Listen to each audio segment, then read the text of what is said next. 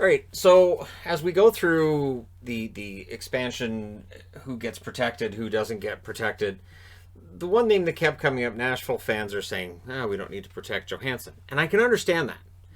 The interesting thing with Johansen is this is one of those careers that he gets traded during the first year this channel started to gain some steam. And I remember that trade was out at the time. So let's go back. He's drafted 4th overall in 2010 by a Columbus team that seems to have been needing a first-line center for a long time. So Johansen's going to be that guy, right? And I would argue Columbus still, and I like Dubois, but I would argue they still need that really true first-line center. So his first year is 2011-2012. He doesn't play in 2010-2011. 67 games, 9 goals, 12 assists, 21 points. And there's some interesting things about his career. And we'll get into this. I'm tracking his ice time and his shots. His ice time, 12 minutes and 44 seconds on average, which is not unusual for a rookie. His shots, 99. The following season, lockout shortened season, 40 games, 5 goals, 7 assists, 12 points. And there's some discussion about his struggles to make it at the NHL level and what's his ceiling. 16 minutes and 5 seconds, his average ice time, 84 shots over those 40 games. So he's getting shots. He's getting opportunities. They're just not going in the net. 2013-2014, he sets a career high in goals. 82 games, 33 goals, 30 assists, 63 points. 17 minutes and 39 seconds average ice time. 237 shots. Keep that number in mind. 237 shots for Johansen. 2014-2015, 82 games, 26 goals, 45 assists, 71 points. And his ice time, 19 minutes and 30 seconds on average. 202 shots. And I remember one of the first hot takes I had was I thought he was overrated. And there were people who said, you're crazy. He's one of the best young centers in the game. He's trending in the right direction for points and he's going to be great. He's at minimum 25 goals. He was in the All-Star game that year. And on October 6th of 2014, so before that season really gets going, he signed a 3-year deal for $4 million a year, $12 million in total. Everything looks great for Johansen. But 2015-2016, 38 games played, only 6 goals. So the goals drop. 20 assists, 26 points, 17 minutes and 21 seconds of ice time, only 88 shots. So he's not getting the shots and he's not getting the goals. And that's where it feels like his career changed. So January 6th of 2016, he's traded for Seth Jones. A trade which came out of nowhere. In that I thought Columbus needed more centers, not fewer. I understood it from a Nashville perspective, kind of. Although Seth Jones had looked like a steal in his draft, and then they're trading him away. But little did we know. Weber was going to be gone. Suter was going to be gone. Trading out defensemen is fine. Someday we'll see Yossi gone out of Nashville, and we're like, seriously? And yet they'll still have more. Nashville has an endless reserve of defensemen, so Seth Jones being traded made sense. And Johansen was expected to, help bolster the attack. 42 games played after the trade. 8 goals, 26 assists, 34 points. So his points per game goes up. His ice time, 17.46 per game, and his shots, 97. So he ends up with 9 more shots, plays 4 more games. Overall, his stats, a little better. So playing in Nashville, he should get better. July 28th of 2017, he'd signed a contract after this season. 82 games, 14 goals, 47 assists, 61 points. His ice time, 18 minutes and 50 seconds per game. Shots, 154. So what's interesting is he plays 18 minutes and 50 seconds a game, more than right here where he played 17:39, and yet he takes over 80 shots less, or 80 shots less than the 237. So that's strange. His game had changed a lot in Nashville. And he signs that extension, 8 years, $64 million, $8 million a year. And it felt like it was a lot of money and a lot of term. But he's 25 years of age, so you give up term. You do that. He doesn't end up with a no-trade clause. He doesn't end up with any kind of no movement. It's not an overly restrictive contract.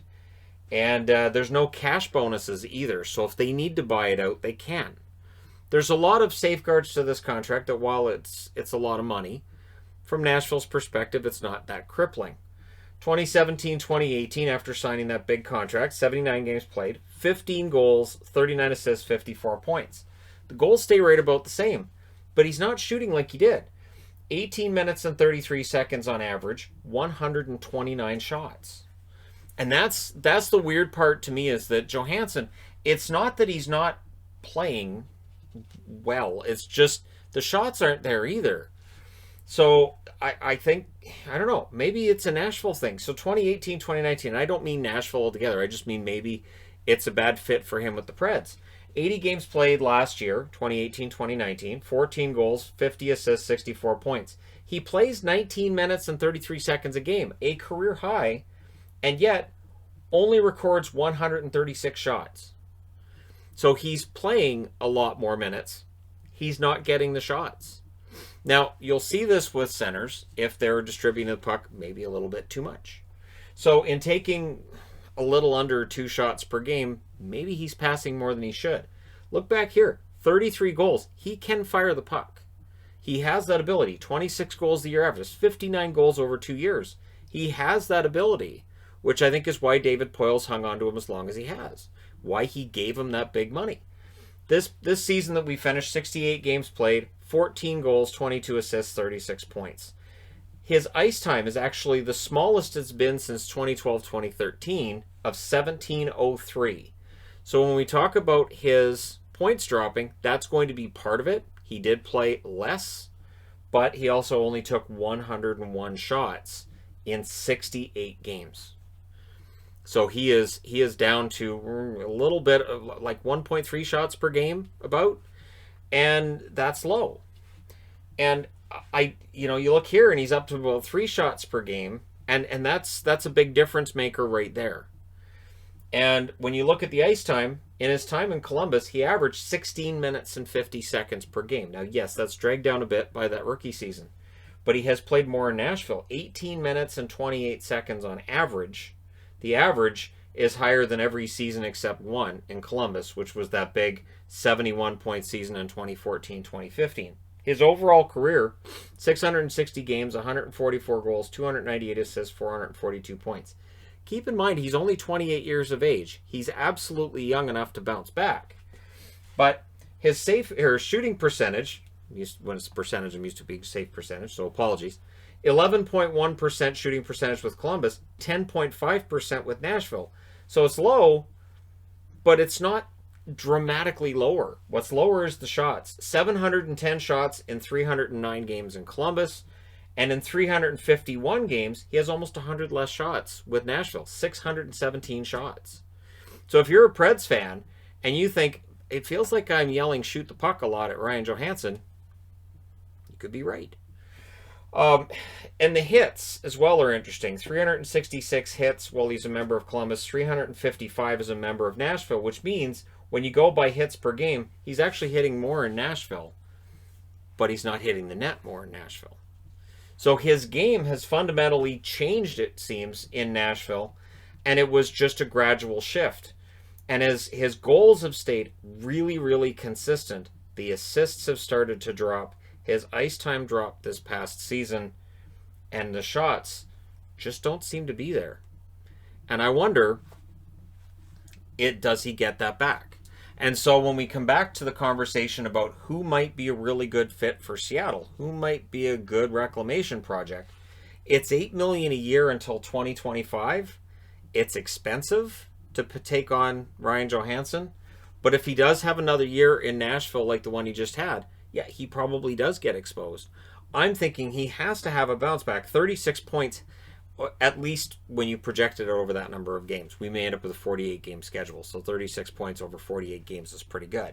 But if his points per game don't go up this coming season, right, you'd think that he would likely be exposed, but to me, I'm looking at his age and thinking he has to bounce back. He absolutely has to. He and Duchesne both. The fact that both of these centers struggled this year is a big part of the reason why, if you're a Nashville fan, this is a team that seems to be trending in the wrong direction. If Johansen and Duchesne can get things turned around, then you're good. But you do wonder if it's multiple players who are having this scoring problem, if maybe a change behind the bench, a change at coach, might make the difference as well. So maybe Johansen, under a new coach, will start putting up the kinds of totals we saw with him in Columbus. But it's bizarre. It is bizarre. in that his career, as strong as he looks in here, everything outside of that isn't really telling you he's a goal scorer. And yet it's there. He does have a 30-goal season on his record. Not saying he gets back there again, but if he starts shooting the puck, he should at least get to 20. Again, prorated over an 82-game schedule. Let me know your thoughts in the comments section below regarding Ryan Johansen, which I know you will. Don't forget to hit like and subscribe if you're browsing your way through. You just happened upon this video. And hey, thank you guys so much for watching, for all your support. I will talk to you again soon.